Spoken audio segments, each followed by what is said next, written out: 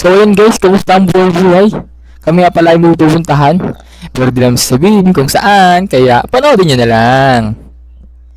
At bago ang lahat guys, papapadjust muna ng utak ang girlfriend ko kasi lagi siyang tinutoyo. Pero joke lang. Totoo talaga yon kasi toyoin siya. And guys, medyo natagal nga pala kami na paghintay dyan kasi madaming tao. A few years later. At ayun guys, nakapagpa-adjust na nga pala yung girlfriend ko. So ayan. At ayun guys, tagal nga pala na paghintay namin dyan sa kapatid ko ay umihi muna kami sa Walter kasi ayan.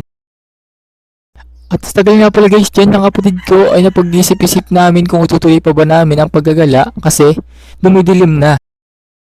A few years later. At ayun guys, sa tagal nga pala ng aming biyahe ay nakarating na rin kami. At ayun guys, nagtanong nga pala kami sa guard bago kami makapasok dyan. Bago nga pala kami makapasok dyan ay kailangan muna namin mag-sign.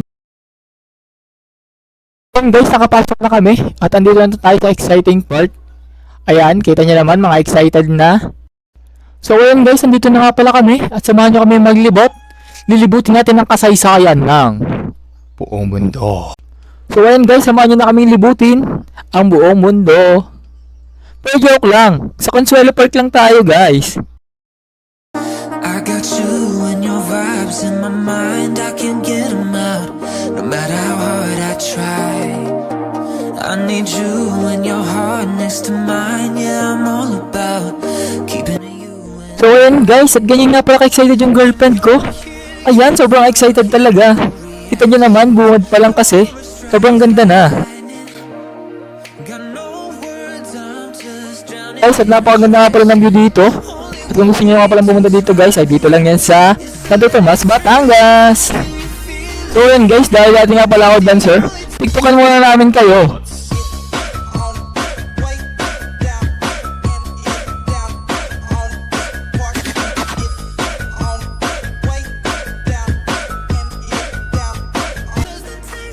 At napakaganda nga pala mag-nature trip kasama yung girlfriend ko. In my feelings, got double vision 'cause of you tonight. It's electric.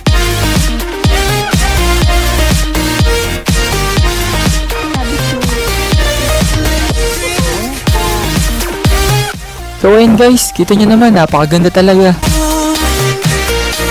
get lost in your eyes every time. There's no turning back. Swear I ain't got a chance. Had me caught up in you since the night.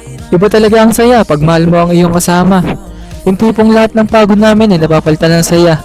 Pero yung saya na yun, mapapalitan na agad pag siya ay nagligalig na.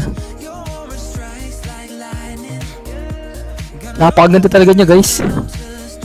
Kahit masungit.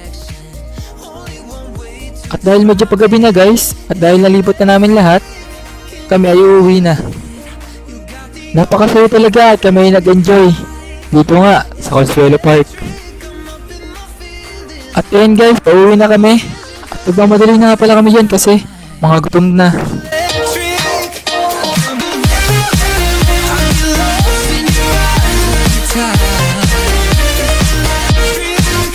At yun guys, bago matapos ng vlog na ito, ay may konting kwento muna ako sa inyo.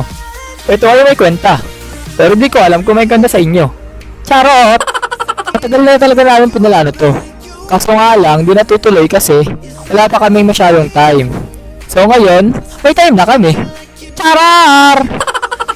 At ito na nga guys, seryoso na. Muntik na nga pala kaming di matuloy kasi umulan, walang masakyan at late pa yung kapatid ko. At dahil nga sa mga nangyari iyan, ay pag-isip-isip namin na parang huwag na ituloy.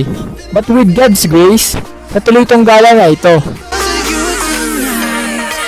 It's electric.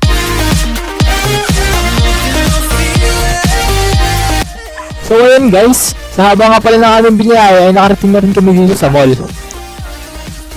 At ayun guys, nag-isip-isip nga pala kami dyan kung saan kami kakain pero nauwi kami sa Chowking kasi ang gusto ng girlfriend ko ay Chowking.